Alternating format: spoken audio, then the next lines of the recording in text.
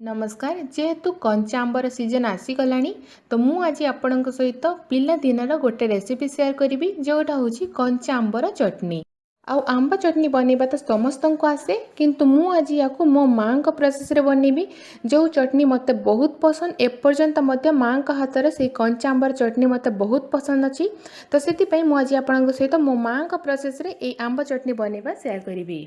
आंब चटनी बनवाई मुझे दीटा कंचा आंब को भल भाव में वाश करके चोपा को बाहर करदेली या एमती छोट छोट पीसेस रे काटी नहीं।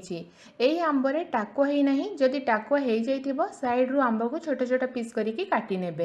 ये चटनी को ग्राइंडर रे बनैछि तो सेति पई प्रथमे आंब सब को ग्राइंडर रे ऐड करिवे तापर एथिरे बेसी करके धनिया पत्र देबे।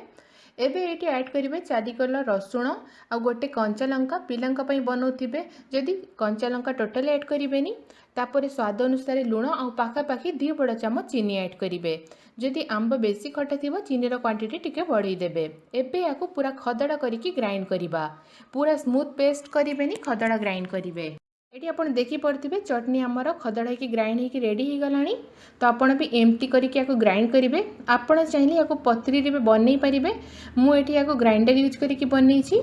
तो ये आमर टेस्टी और यम्मी कंचा आंबर चटनी बनिकी रेडी हो गला। तो आपड़ भी मो प्रोसेस रे एमती कंचा आंबर चटनी बनातु आउ केमिति लागुछि निज एक्सपीरियंस मो सहित कमेंट करके शेयर करंतु। आउ हाँ जदि आपण माने भी मो प्रोसेस रे बनुथिबे तो आपण निश्चय कमेंट करिवे। तो एमती टिके डेकोरेट करके सर्व करिबा। तो फाइनली ये आमर टेस्टी कंचा आंबर चटनी बनिकी रेडी हो गला।